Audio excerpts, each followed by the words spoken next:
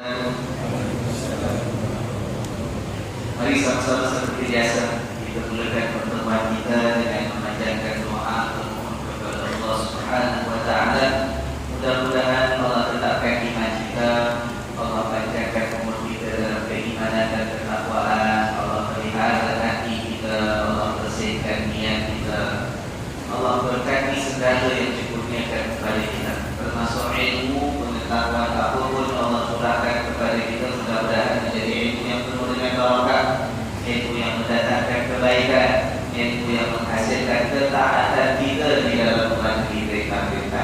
Mudah-mudahan ilmu yang kita dapat berfungsi bersama ini menjadi pelita menerangi perjalanan hidup kita sampailah saatnya nanti kita kembali kepada Allah dalam keadaan kita rida kepadanya, lagi diridai olehnya. Dengan niat yang demikian, Al-Fatihah. A'udzu billahi minasy syaithanir rajim.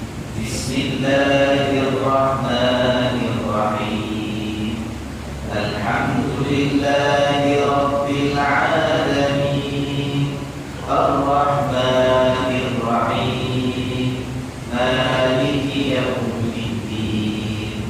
Iyyaka na'budu wa iyyaka nasta'in. Ihdinas siratal mustaqim. Siratal ladzina an'amta 'alaihim ghairil maghdubi 'alaihim waladdallin.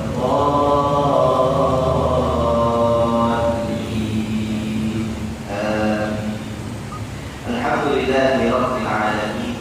Wassalatu wassalamu ala sayyidina Muhammadin asyrafil anbiya'i wal mursalin wa ala alihi wa ashabihi wa tabi'in wa tabi'ihim bi ihsanin ila yaumiddin. Alhamdulillah, malam ini syukur kita kepada Allah Subhanahu wa taala mendapat kesempatan nikmat kesehatan tubuh badan, kelapangan waktu, dapat kita bertemu sekali lagi di dalam meneruskan kuliah kita yang mana minggu lalu kepada pembahasan kita telah mula membaca surah Al-Anfal. Alhamdulillah.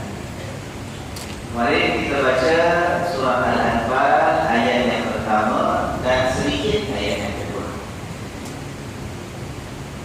Apa makna Al-Anfal, tuan-tuan?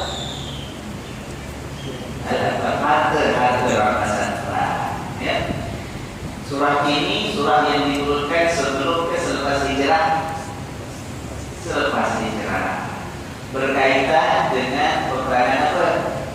Badar. Ya.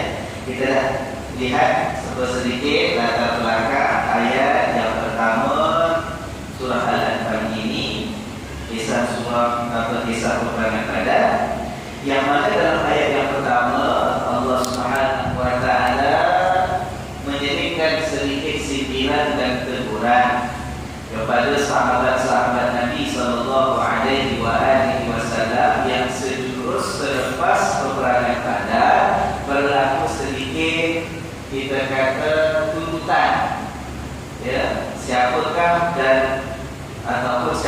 yang berhak mendapatkan harta rampasan daripada peperangan yang ditinggalkan oleh musuh, dan berapakah bahagian yang layak diterima masing-masing.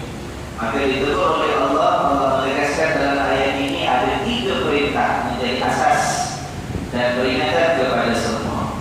Yang pertama sekali kata Allah, fattaqullah, hendaklah kamu bertakwa kepada Allah. Itu yang paling utama. Nak perang, nak hadapi musuh, nak apa pun keadaan kita teruskan perjuangan, yang utama ialah hubungan kita dengan Allah hendaklah diisi dengan ketakwaan. Kemudian kedua, hendaklah kita ini perbaiki hubungan sesama kita. Wa aslihu dzata bainikum, dan yang ketiga, hendaklah kita mentaati Allah dan Rasulnya. Kalau takwa tak ada, kalau masih nak bergaduh berterikat sesama sendiri, kalau taat kepada Allah dan Rasulnya pun tidak sudi, maka tidak ada nilai dalam perjuangan. Hadapi musuh macam mana pun, angkat senjata, cedera dan sebagainya, tidak ada nilai. Sebab yang paling utama ialah takwa kita kepada Allah. Dan Allah menegaskan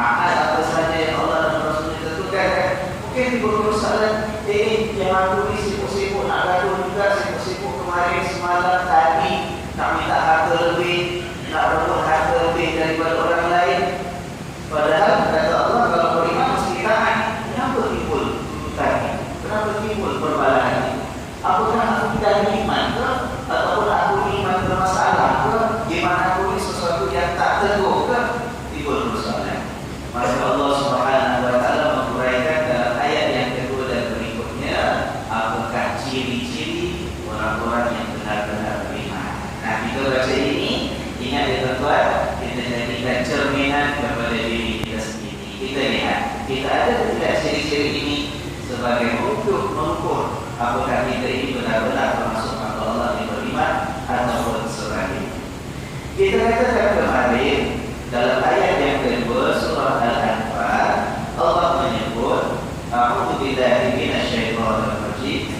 Innamal mu'minun, sesungguhnya orang-orang yang beriman itu hanyalah alladzina idza dzukirallahu wajilat qulubuhum, adalah orang-orang yang apabila disebut Allah, bagaimana keadaan hati mereka?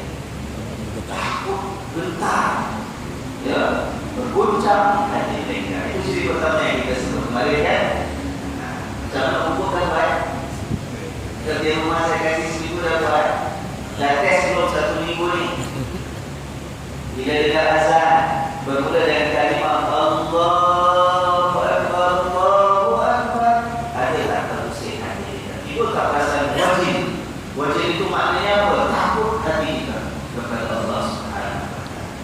Kalau seminggu kita dah semak, kita try, kita test, masih tak rasa apa-apa pun Ustaz, biasa je, tak terusik apa pun, tak ingat langsung. Kalau yang buat kita takut kepada Tuhan, maka teruskan latihan tadi. Setiap kali dengar nama Allah, kita bayangkan, kita ingat, kita insafi perkara-perkara yang seharusnya menimbulkan hati kita menjadi takut. Saya nak tanya tuan-tuan, kita, kalau kita kata kita ni takut ataupun sedang takut, agak-agak orang yang takut hati dia pun tengah takut, ada tak sekarang? Kalau orang takut tetap tak hati, tak kan? Dia dua perkara yang bertentangan, tetapi satu opposite feelings. When you are afraid of something, you cannot be at peace. Kan, tak boleh rasa tenteram. Kalau orang yang sedang tenteram, maknanya tengah tak ada takut. Betul tak? Betul? Tuan-tuan, kalau sebelum baca ayat ini, yang kita kata orang beriman ialah orang yang kalau sebut Allah, hati dia takut, ya kan? Sebelum dengar ayat ini, kalau orang tanya, kita kalau ingat Allah, hati kita patut rasa apa? Orang kalau ingat Allah, hatinya macam mana kan? Sebelum ayat ini rasa takut kan? Ingat Allah, okay, istilahnya zikir. Zikir kepada Allah, ingat kepada Allah, sebut nama Allah. Orang kalau zikir kepada Allah, ingat kepada Allah, hatinya patut takut, tenteram, tenang, betul tak? Ada ayat dalam surah Ar-Ra'd, ya, Allah Subhanahu Wa Taala menyebut tentang satu golongan manusia.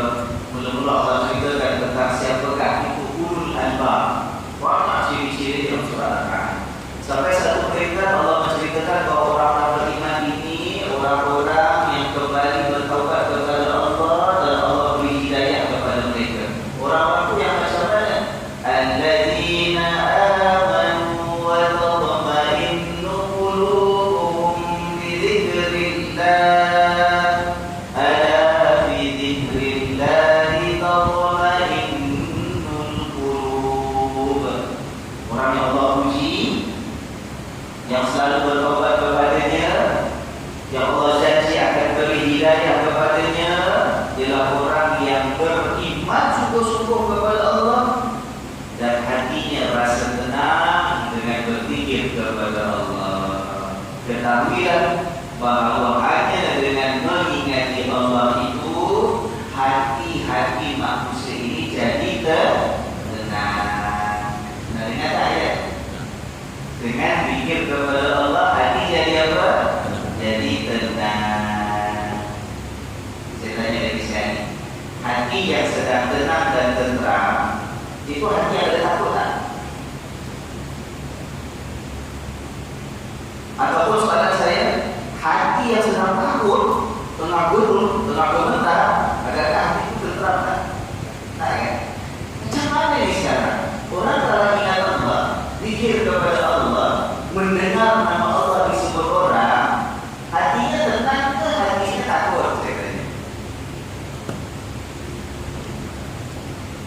Dalam surah yang kita baca sekarang, kata Allah, kalau orang beriman itu dengar kata Allah saja takut, ingat Allah takut, sebut Allah takut.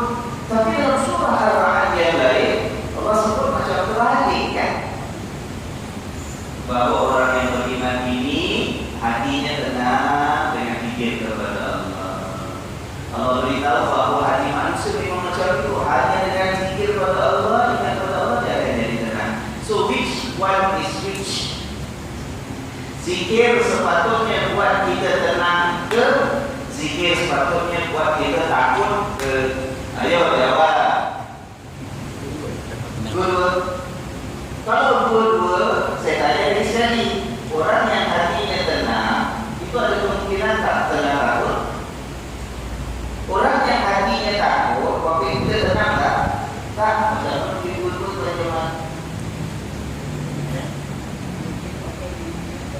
Oh, jadi apa yang diingatkan? Diingatkan macam mana yang jadi apa?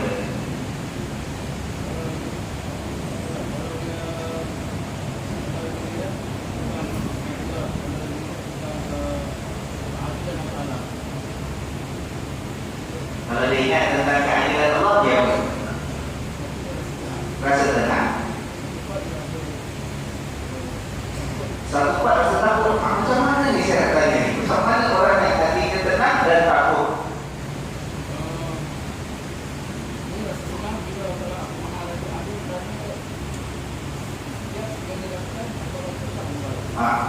Dan rasa takut? Masya Allah. Ya, itu namanya cinta. Itu namanya cinta.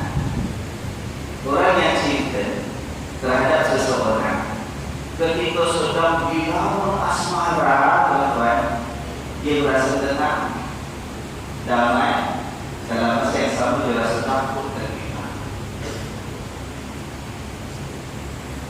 Kerana cinta, kita damai membayangkan wajah orang yang kita kasih, menyebut nama dia walaupun dia jauh melimpah daripada kita. Kita rasa damai kalau tidur bermimpikan dia. Kita rasa damai kalau daripada jauh dapat dengar suaranya. Kita rasa damai sebab kehadiran itu memberi harapan kita menghadapi hari esok yang tidak tentu untuk kita. Betul tak? Cinta.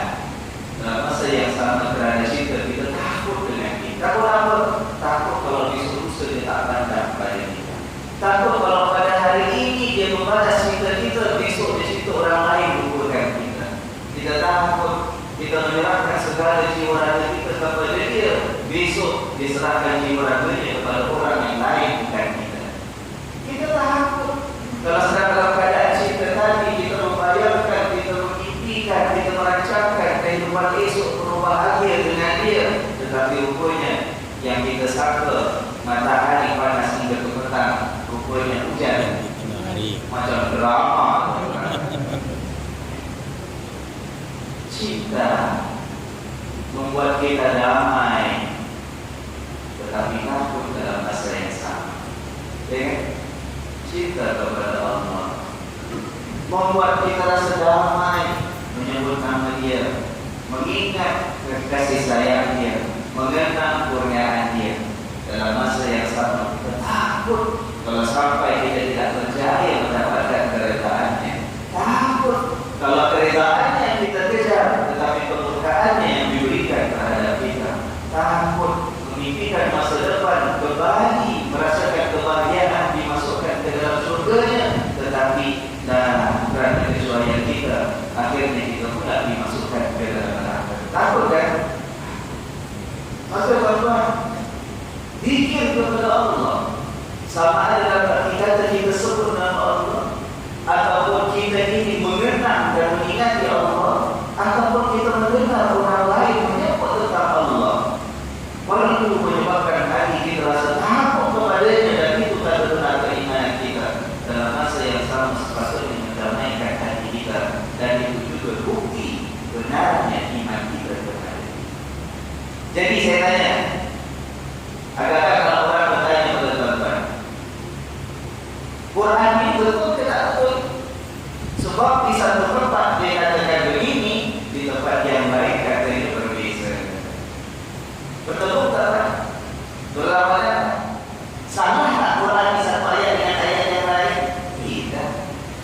Tetapi yang berbicara ini adalah Allah yang mencipta manusia, dan Allah yang mengetahui akan keadaan hati manusia lebih daripada Tuhan punya hati ini sendiri, yang kita yang namanya manusia. Allah tahu. Sebab itu orang kata cinta ini ajaib dan pelik. Sebab orang bercinta kadang-kadang tak ada sebab boleh ketawa, kadang-kadang tak ada sebab boleh nangis menderita. Pelik kan cinta ini? Cinta membuat orang ingin melangkah ke hadapan dalam masa yang sama, takut sehingga dia mahu mundur ke belakang. Cinta yang buat orang ini kadang-kadang malam tak dapat tidur, tetapi dalam masa yang sama tenggelam dalam mimpinya sendiri. Cinta pelik cinta ini. Sebab itu kalau orang nak describe, nak terangkan cinta itu apa, susah kita terangkan. Ya, yang penting kita dapat merasakan. Maka begitulah hebatnya hubungan seorang insan dengan sang pencipta. Kalau hatinya penuh dengan cinta, dengan keimanan dan ketakwaan bertuhan, dia bercampur aduk, dan itu yang memindahkan jiwa kita. Bercampur aduk antara takut dengan tenang, antara bimbang dengan damai. Dan itulah hakikat hubungan seorang beriman dengan Allah Subhanahu. Ya, baik, jadi tak bertepuk. Jangan katakan, kemarin saya pernah dengar orang cakap zikir kepada Allah, ingat Allah, sebut Allah, dengar nama Allah, nanti kan rasa tenang. Loh, kenapa dalam surah Al-Anfal kata rasa takut pula? Bagi orang beriman itu telah dengar Allah disebut, ya. Itu ciri yang pertama. Bila sebut nama Allah, hatinya takut. Ciri yang kedua, wa idza tuliyat 'alaihim ayatuhu zadatuhum imana. Dan apabila dibacakan kepada mereka ayat-ayat Allah, bertambah iman mereka. Bila dibacakan ayat Allah, bertambah. Tak perlu dia sendiri susah payah nak baca apel, nak kiblat, nak jaga tidak dia buka kitab sebut huruf susah payah, sambil bukan orang Arab, dan belajar tajwidnya belum pandai mana, fasihnya belum hebat mana, susah payah. Bapak orang beriman, jangan kata nak tunggu dia sendiri baca susah payah, dia dengar orang lain baca pun sangat mendengar, akan bertambah keimanan di dalam hatinya. Itu persoalan. Para ulama membincangkan iman itu bertambah dan berkurang ke, ataupun iman itu tak ada tambah, tak ada kurang. Bila kalau kita nak simak perbincangan tentang iman bertambah, berkurang ataupun tidak, ulama ada di sana. Ada yang mengatakan bahawa iman itu tak ada tambah, tak ada kurang. Iman. Kalau orang percaya Allah itu ada, percaya tak? Percaya Ustaz. Orang percaya hati lebih daripada percaya semalam. Percaya besok itu kurang daripada percaya hari ini. Sebagai ulama, termasuk di antaranya Imam Abu Hanifah, dia tidak berpegang dengan pendapat bahawa iman itu bertambah dan berkurang. Dia kata iman ada atau tak ada iman itu. Tetapi jumhur ulama berpendapat bahawa iman itu ada tambahnya dan ada sesuatu. Ada masa yang kuat, rasa hati itu penuh dengan keimanan, lebat dengan keimanan. Tetapi ada masanya seorang bisa merasakan hatinya tipis, tidak kuat imannya kepada Allah, lemah dengan imannya kepada Tuhan, ya kan? Itu pendapat jumhur ulama. Mereka bawakan hadis-hadis daripada Nabi SAW. Ayat yang kita baca ini di antara dalil yang dipegang oleh golongan ulama yang mengatakan iman itu ada tambah kurangnya, ada pasang surutnya. Sebab dalam ayatnya Allah mengatakan orang beriman ialah orang yang bila mendengar ayat Allah itu dibaca bertambah iman mereka. Jadi saya tak nak masuk dalam hujah, nas, dalil antara yang mengatakan iman itu ada tambah kurang ke tidak, ataupun iman itu tidak ada tambah, tidak ada kurang.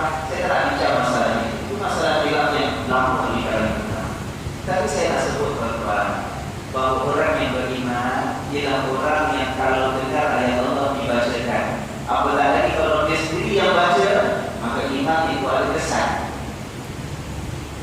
Kalau tak kita simak diri kita ya, kalau kita termasuk orang yang dengar orang lain baca ke, kita baca ke, datang musim kita tak nak baca, malas baca ke, iman kita tak ada rasa apa-apa boleh perbezaan. Kita baca pun macam tu, tak baca pun macam tu. Dengar orang lain baca pun tak ada kesan apa-apa, dengar menyanyi-nyanyi lagi seronok kita dengar sebagai contoh. Itu kemungkinan ada masalah dalam keimanan kita. Sebab keimanan kita tak subur. Bila tak subur, dia tak naik, tak turun, dia tak sama pun tuan-tuan. Tapi bagi orang beriman, cuba kita latih diri kita. Latih diri kita untuk merasa nikmat, sedap, bertambah iman kita bila dibacakan ayat Allah Subhanahu Wa Taala. Dan yang pertama keimanan kita ya, tuan-tuan ya. Iman itu keyakinan. Iman itu kepercayaan.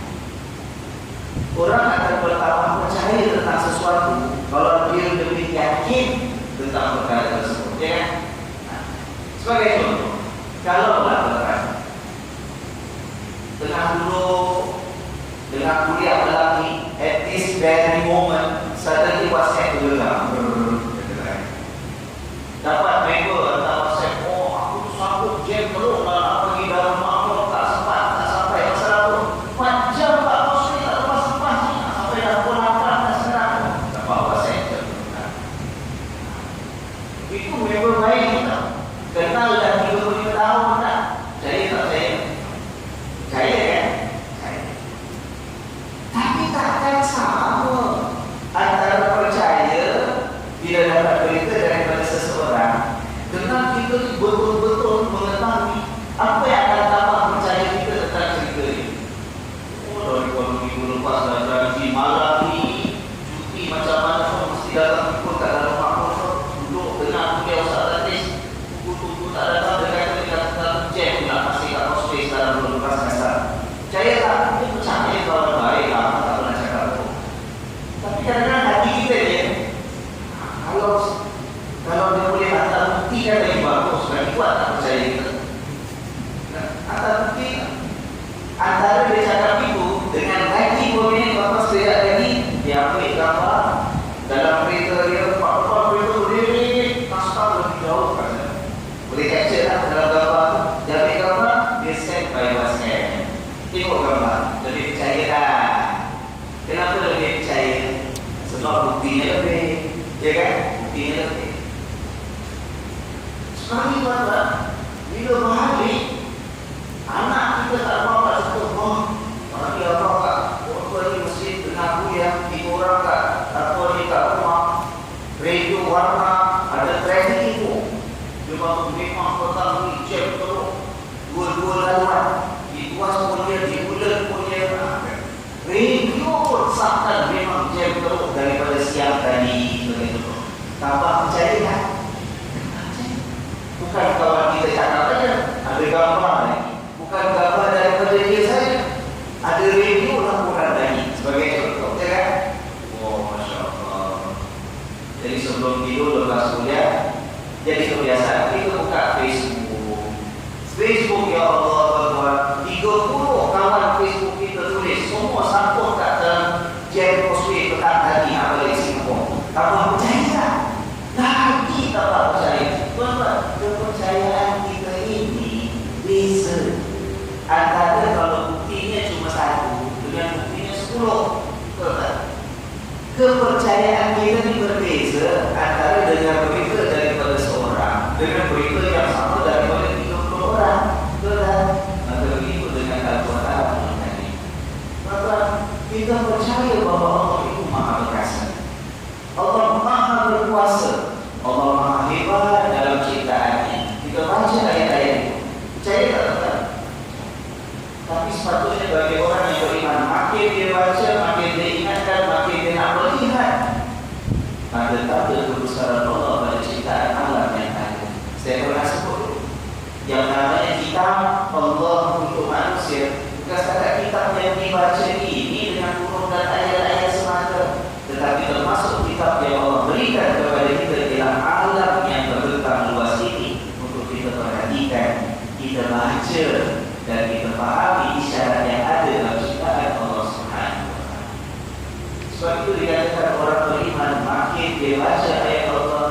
makin dia dengar tentang ayat Allah, makin dia perhatikan kitab Allah sama ada kitab yang Quran Mashaf yang dibaca maupun kitab yang bertentang luas ini, makin bertambah katanya imannya.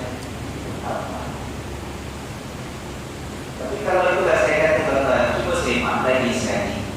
Nanti balik ke rumah, besok, lusa, dalam hidup kita seterusnya, cuba cek. Setiap kali kita baca Quran, adakah tampak terasa apa-apa tak pada iman?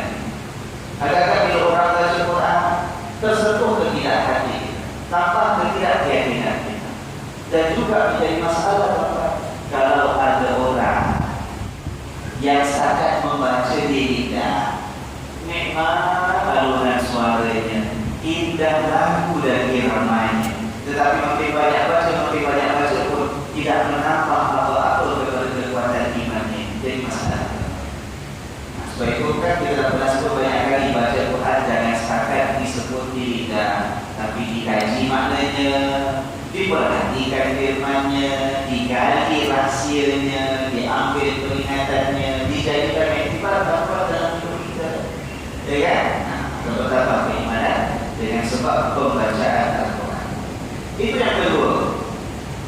Seorang lagi saya, orang beriman, ciri yang pertama apa? Bila sebut nama Allah, hati rasa tenang.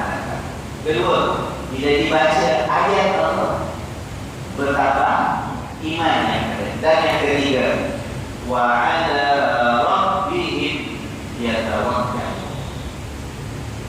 Dan hanya kepada Tuhan mereka lah mereka bertawakal dan menyerah diri. Ini tanda orang beriman. Bertawakal, serah diri kepada Allah. Maknanya dalam kehidupan dia diingatkan dari serah. Nak dapat apa-apa mesti usaha. Allah suruh kita usaha. Tapi akhirnya dapat tak dapat, serah kepada Allah.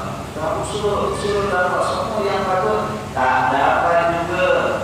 La ilaha illallah, alaika tawakkal. Ya Allah, hanya kepadamu aku berserah dan aku bertawakal. Itu ciri orang beriman.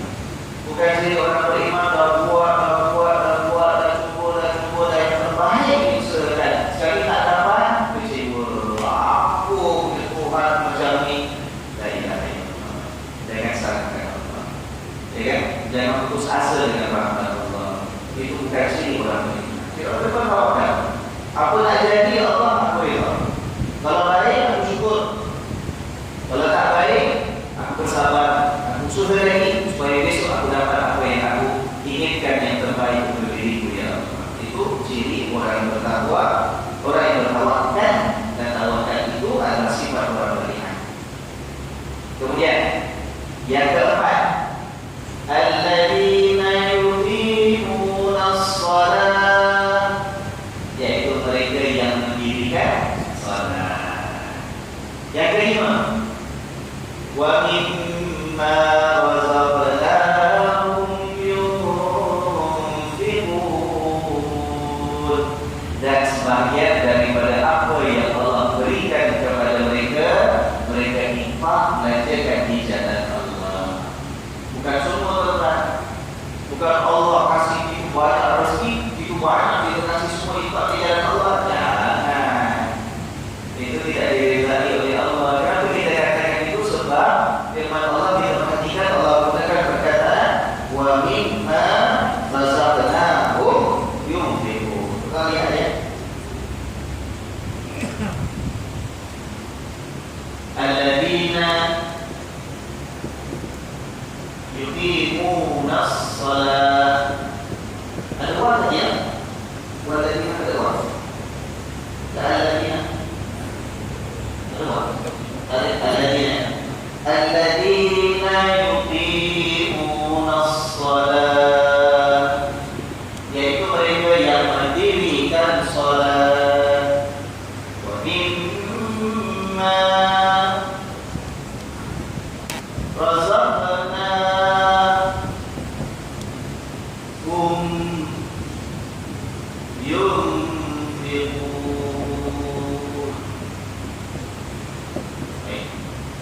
Razaqnahum, yang kami kurniakan kepada mereka. Yunfiqun, mereka infak, belanjakan di jalan Allah. Lihat ya, perkataan wa mimma. Wa satu perkataan. Wa maknanya dan. Ya. Mimma ni dia asal dua perkataan. Tapi dalam bahasa Arab dua perkataan kalau jumpa ditulis bentuknya satu perkataan. Tapi dia dua perkataan. Mimma asalnya daripada mim dengan ma. Wa mim ma. Sambung bahasa Arab jadi wa mim ma. Apa makna mim? Dari atau daripada. Dari atau daripada. Ma apa? Ya. Dan daripada apa yang kami punya daripada mereka, mereka berikan manfaat. Nah, ya. Mimma daripada mim dengan ma. Mim ini daripada menunjukkan sebahagian, bukan semua.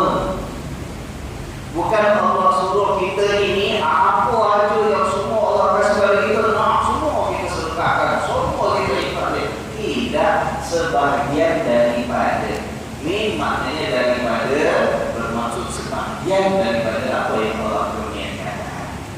Sebahagian berapa banyak exactly, precisely berapa persen agak-agak dan Allah suruh kita infak, berapa persen? Terpulang kita yang 2.5% yang wajib zakat harta.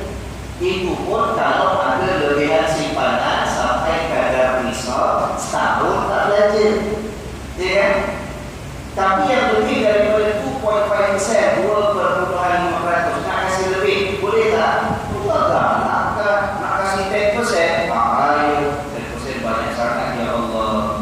2.5% aku dah kasih, nak lebih sikit tapi janganlah 10%. Terpulang 5%, 5%, 7% dipersilakan. Oh, 10% banyak. Tengok ni, 50% tahu, tapi terpulang 50%, tak ada masalah. Tapi jangan semula. Kalau semua datang sudah melakukan mahsur lagi, akhirnya kita patut kerana sedangkan Allah berikan harta, kesenangan, rezeki untuk kita kendalikan kehidupan, untuk mencari keridhaannya.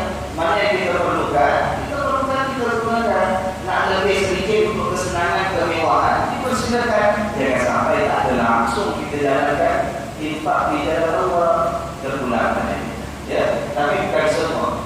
Ni, bayangkan kalau ni ini tak ada. Tuan-tuan, macam mana nak elok?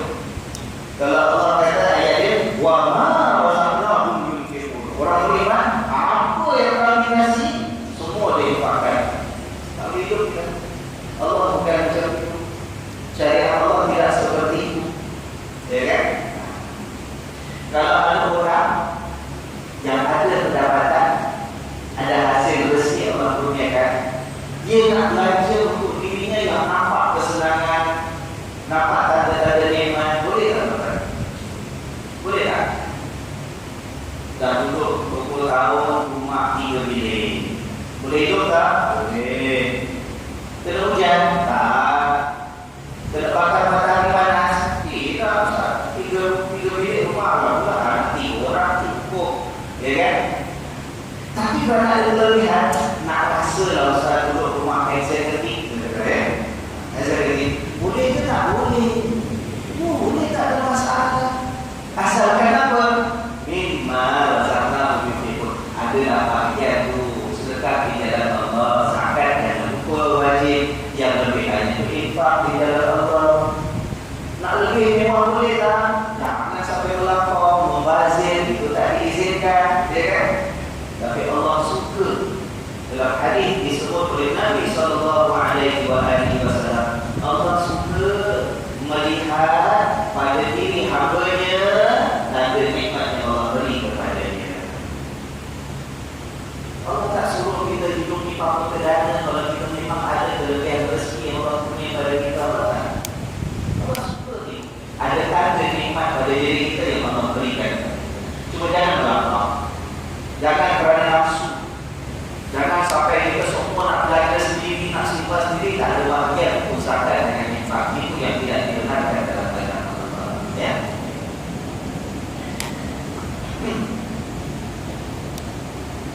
Jadi dalam ayat surah Al-Anfal ini ada 5 ciri. Kan? 5 ciri orang beriman. Ulang balik yang pertama apa? Bila sebut Allah, hati takut. Nombor 2, bila dibaca ayat Allah, iman tambah. Nombor 3, bertawakal kepada Allah. Nombor 5, dirikan solat. Kelima, ada hartanya yang digunakan untuk berinfak di jalan Allah. Jadi tuan-tuan kalau lihat ya, nomor 1, nomor 2, nomor 3, dia masalah hati. Betul tak? Nomor 1, nomor 2, nomor 3, ini ciri-ciri yang berkait tentang hati. Pun bila sebut Allah, tambah iman bila dibaca ayat Allah, tawakal bergantung yakin hanya kepada Allah. Ya kan? Nombor 4, barulah perbuatan, amalan, ketaatan, iaitu Allah suruh kita dirikan solat, kita dirikan. Allah suruh kita ketepikan sebahagian harta yang Allah berikan rezeki tadi untuk diinfakkan, kita infakkan. Baru nombor 4, nombor 5 tadi bahagian amalan, ketaatan. Jangan kita hanya beratkan dengan bahagian ketaatan, amalan saja. Seolah kita buat, tapi tawakal tak ada. Jangan kita infak, aku tabur sana, tabur sini, tetapi tidak ada keyakinan kepada Allah, tidak ada takut dengan Allah, tidak mampu membaca ayat Allah, tidak bertambah keimanan kita dengan firman Allah. Jangan. Yang bahagian hati kita jaga. Dan seimbang. Jangan pula 1, 2, 3 je. Sembahyang tak ada. Kau sembahyang banyak, aku tak sembahyang hati baik. Jangan main hati je. Hati je kita dengan Allah. Ya kan? Tapi ketaatan mesti kita laksanakan. Ya. Kemudian Allah sambung dalam ayat yang berikutnya, kata Allah, ulaika humul mu'minuna haqqan lahum darajatun 'inda rabbihim wa maghfiratun wa rizqun karim. Mereka itulah sebenarnya orang-orang yang beriman, yang sebenar-benar. Ulaika, mereka, mereka al-mu'minun, orang-orang yang beriman, haqqan, sebenar-benar. Kenapa Allah bilang mereka 2 kali? Ulaika, mereka, mereka, umul mu'minun, yang beriman sebenarnya. Kenapa ulang 2 kali? Kenapa 2 kali? Kalau Allah kata, kita bayangkan ya, kita buat ayat ini. Ulaikal mu'minuna haqqan. Sempurna tak? Mereka orang-orang yang beriman sebenarnya. Jadi kan? Okey lah. Kita buat yang ulaika, kita tinggalkan humul mu'minuna haqqan. Mereka adalah orang-orang beriman yang sebenarnya. Betul tak? Itu ulang 2 kali. Ulaika humul mu'minuna haqqan. Mereka itu orang-orang yang beriman sebenarnya. Kenapa 2 kali? Emphasis, takkid, menegaskan, ya kan? Betul-betul ni, kalau ada haqqan yang memang benar, betul-betul ni bukan double confirm, triple confirm. Ada ulaika, ada hum, ada haqqan lagi, ya kan? Betul-betul, mereka betul punya beriman, kata Allah. Dan yang kedua, tujuan yang bila diulang untuk menunjukkan hanya mereka, tak ada yang lain. Specifically then, khusus. Kalau orang yang tak ada ciri 5 memang out of the group, free, tak masuk geng. Bukan orang beriman yang benar-benar beriman. Orang beriman only them. Mereka itulah sahaja sebenar-benarnya orang yang beriman. Apa itu? Masya Allah. Kalau kita nak jadi orang beriman, nak masuk golongan beriman, nak join the club orang-orang beriman, di mana kita pastikan. Oh, Ustaz tak payah puasa lain, puasa tak masuk. Itu dah kira ada sebut dah, masuk semua sekali perintah Allah. Sebab kalau orang yang hatinya takut dengan Allah, apa Allah suruh mesti buat, ya kan? Cuma Allah atur yang lima ini yang utama, hatinya. Bila sebut Allah bagaimana, imannya terhadap ayat Allah bagaimana, pegangannya, bertawakal kepada Allah bagaimana, solatnya itu ibadah yang utama sekali. Bagaimana yang lain tak penting, tapi itu yang paling utama. Salat dalam bentuk ibadat ketaatan, dan kemudian harta yang Allah berikan. Jangan sampai kita menjadi apa pada sifat bakhil kita sendiri, ya kan? Ulai itu nak apa? Lahum darajatun 'inda rabbihim, untuk mereka darjat di sisi Tuhan mereka. Di sini Allah sebut darajat. Darajat, betul? Kalau satu, orang lain pun kata derajat. Orang lain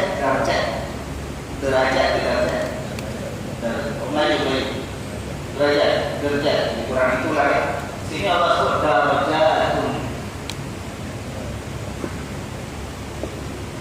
Banyak, kalau satu darajat. Ini kalau satu singular, bukan satu derajat. Tapi kalau Allah untuk mereka itu derajat yang banyak di sisi Allah. Apa mak derajat yang banyak? Kita tak dapat satu derajat di sisi Allah dah cukup kan? Tak dapat derajat banyak itu apa? Apa derajat yang banyak?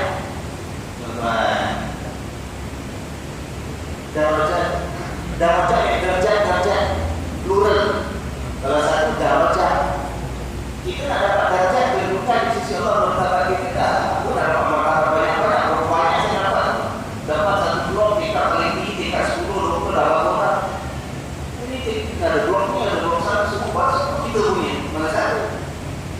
Maka kat sini dah baca dari segi bahasa perkataannya, walaupun di plural form, jamak, asal plural jamak itu menunjukkan bilangan lebih daripada 2, 3, 4 dan banyak. Tapi kat sini digunakan perkataan jamak darajat atau plural, bukan menunjukkan quantity. This does not indicate the quantity, bukan bilangannya banyak, tetapi menunjukkan darajatnya tinggi sekali di sisi Allah. Kerana darajat itu tinggi, maka digunakan di plural form, menunjukkan the status of the position, the highest position di sisi Allah, bukan darjat yang banyak Allah kasih pada kita. Jadi kalau dapat lihat tafsir-tafsir yang diberikan ulama, kalau orang yang puasa baik mana boleh? Boleh beberapa darjat, bukan menunjukkan bilangan tak, darjat tinggi, darjat. Ada orang yang tingkat 1 dengan orang yang dapat tingkat 20. Mana yang tinggi? Kalau surga kita yang tingkat 1 tu nak yang tingkat 20. Kalau dia tingkat 20, naik tingkat 20. Bukan kita dapat tingkat 1, dapat tingkat 20. Bukan semua tu dapat banyak tak? Tapi nak menunjukkan darjah itu tingkat yang paling tinggi di sisi Allah. Ya. Lahum darajatun 'inda rabbihim wa maghfiratun, dan pengampunan, wa rizqun karim, dan rezeki yang mulia. Kamu curah-curah, karim yang curah-curah, ya, yang mulia, yang banyak diberikan oleh Allah Subhanahu wa Ta'ala. Jadi Allah janjikan ini juga. Kalau ada keimanan dalam diri kita, 5 cirinya kita jaga, balasan daripada Allah ialah yang pertama, dapat kedudukan yang tinggi nanti di sisi Allah. Kedua, kalau kita buat salah kat dunia,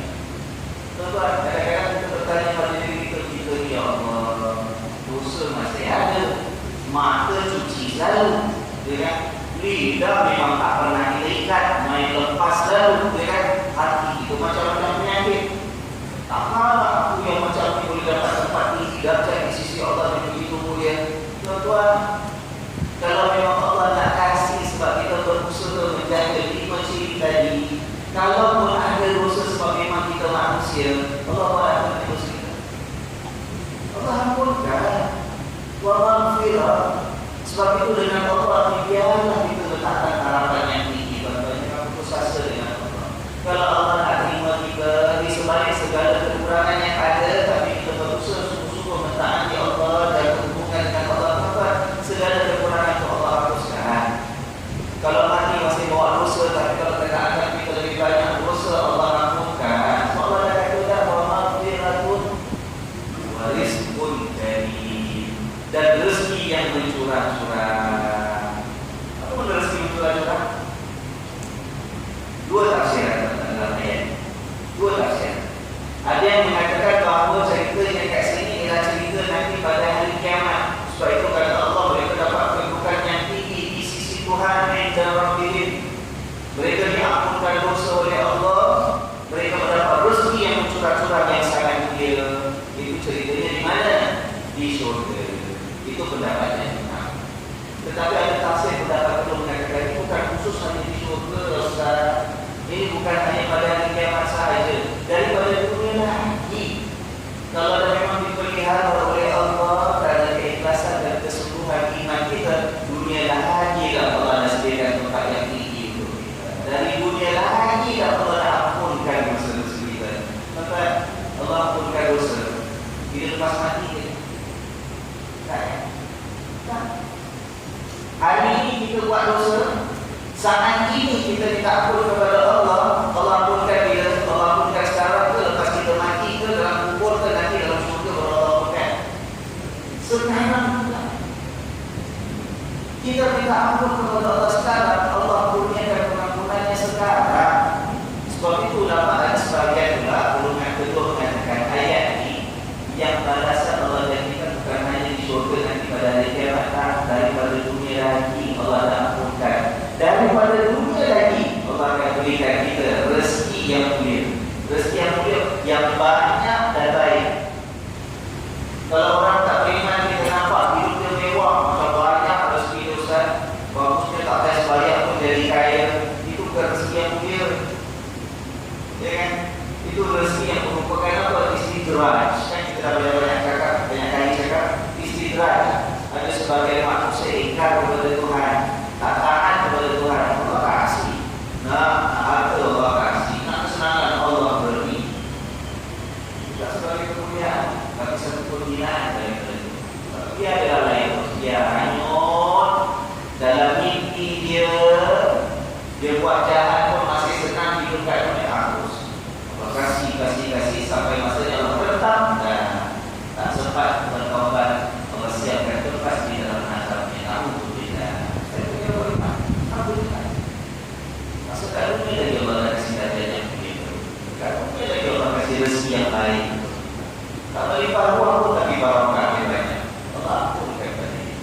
Kan ada hadis Nabi SAW mengatakan, seorang insan apabila selepas melakukan dosa itu datang dalam dirinya penyesalan, ya? Bila menyesal dengan sesuatu dosa, maka Allah Subhanahu wa taala lebih cepat mengampunkan dosa dia daripada dia itu sempat mengampun kepada Allah. Lepas saya katakan tadi, Allah ampunkan dosa dia tak dunia lagi, bukan sudah mati baru Allah ampunkan. Kata Nabi SAW yang bermaksud, siapa yang lepas buat dosa, timbul penyesalan dalam hati dia, Allah lebih dulu ampunkan sebelum dia minta ampun kepada Allah. Tapi hati dah menyesal dah. Ada orang berbuih-buih pun minta ampun, tapi hati tak menyesal, itu belum tentu Allah nak ampunkan. Dia kan,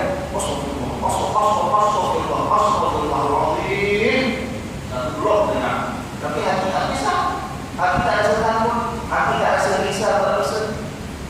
Tapi kalau orang yang bila buat dosa belum sempat dilatih sebut astagfirullah, hatinya sudah berdetik kesungguhan, insaf, takut, menyesal kepada Allah, Allah ampunkan. Begitu cepat Allah ampunkan dosa si hamba, lebih cepat daripada hamba dan menyebut istighfar kepada Tuhan. Ya kan? Masya Allah. Dan inilah yang dijanjikan oleh Allah kepada kita. Ya kan? Fikir kepada Allah sampai timbul ketenangan dalam hati. Dalam masa yang sama timbul takut dalam hati. Ayat Al-Quran kita dilihat hati itu kita rasa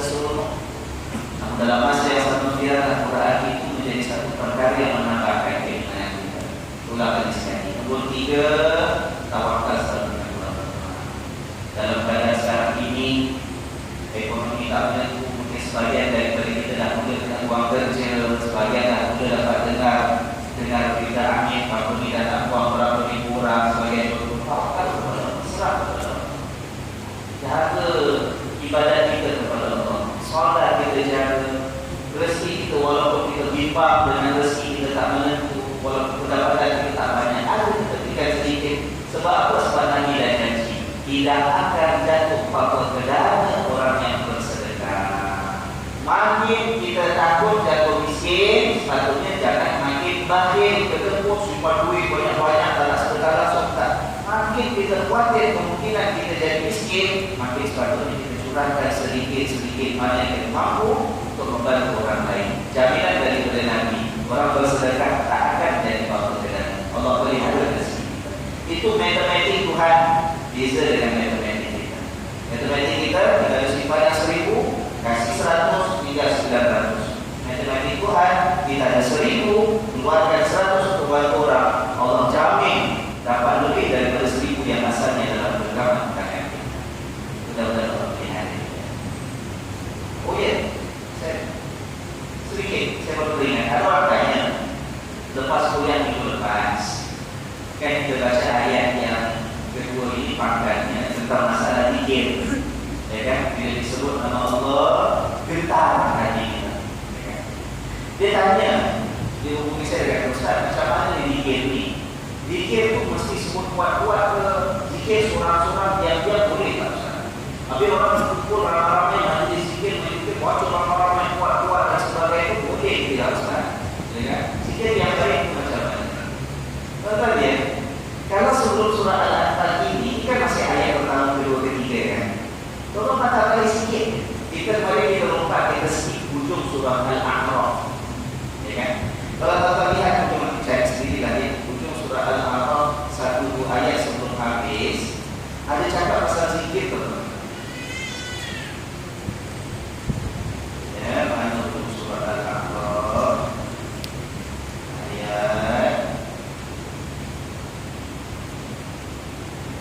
Ayat 24, ayat 25. Ayat 24 kata Allah, wa idza quri'al Qur'an fastami'u lahu wa ansitu la'allakum turhamun. Apa ayat 24? Kata Allah, bila dibacakan Quran, maka hendaklah kamu mendengarkan, hendaklah kamu diam, mudah-mudahan kamu dapat rahmat. Ada kaitan dengan surah Al-Anfal tadi? Pasal bila dibaca Quran bertambah iman. Ada kaitan? Jadi kalau nak dapat iman, bila dibacakan ayat Allah, caranya macam mana? Kita pertama kita jumpa caranya. Kata Allah, bila dibaca Quran, diam, dengarkan, pasti perhatikan, fahamkan. Baru kita dapat rahmat. Orang dapat rahmat yang iman bertambah. Kalau orang baca Quran, kita pun diam lama, kita pun berborak tahu ke bawah-bawah, kita tak nak perhatikan maknanya, tak dapat tambah iman. Ayat 25 kata Allah, وَاذْكُرْ رَبَّكَ فِي نَفْسِكَ تَضَرُّعًا وَخِيفَةً وَدُونَ الْجَهْرِ مِنَ الْقَوْلِ بِالْغُدُوِّ وَالْآصَالِ وَلَا تَكُن مِّنَ الْغَافِلِينَ.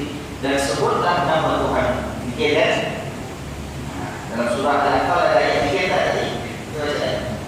Sebelum tu aja, kata Allah, dan sebutlah nama Tuhan, berzikirlah Tuhanmu fi nafsika, dalam hatimu, dalam diri, tadarru'an, dengan penuh rasa rendah diri, wa khifatan, dengan penuh rasa takut, wa dunal jahri minal qawli, jangan tak perlu keras-keraskan suara, wa dunal jahri minal qawli, bil hudubi wal asar, pada waktu pagi dan pada waktu petang. Wala takum minal ghafilin, janganlah kamu termasuk orang-orang yang lalai.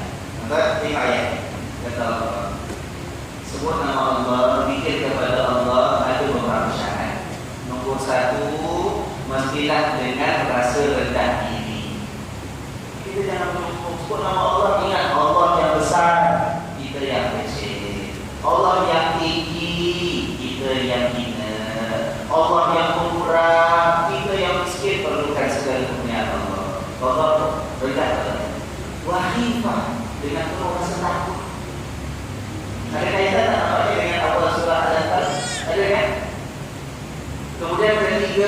Wa tunajah minal qaum. Tak payah keras keraskan suara. Ya kan? Bil ghudwi wal asal sepanjang hari. Pagi pun ingat Allah, petang pun ingat Allah. Oh Ustaz, jadi tak boleh sikit buat suara lagi. Sikit diam-diam kita sendiri-sendiri. Ya kan? Apa yang kita kumpul ramai-ramai ini, doa ramai-ramai boleh ke tidak? Bukan maksud ayat ini, bukan maksudnya langsung tak boleh sebut dengan suara. Bila kata Allah walau najah minal qaumi, jangan dengan mengeraskan suara. Ini keraskan yang melampau. Ayat ini pun ada kisah di sebaliknya. Nabi SAW dalam suatu hadis sahabat menceritakan, ketika para sahabat mereka itu biasa belayar, mengembara berjalan jauh daripada satu tempat ke tempat yang lain. Berlaku sebagian sahabat bila dalam perjalanan, bila duduk rehat sehingga sebentar waktu malam ke, rehat tengah hari ke, mereka solat, kemudian doa, zikir kepada Allah, suka jerit-jerit Allah. Ya Allah, Ya Allah. Ialah orang Arab berjalan dengan padang pasir, keluarga jauh. Ini sampai tak sampai pun tahu, berjaya tak tahu. Kalau mati dengan jalan pada pasir orang tak jumpa, anak bini tunggu tak balik-balik. Nak calling mana ada. Kita ada handphone bateri baru 20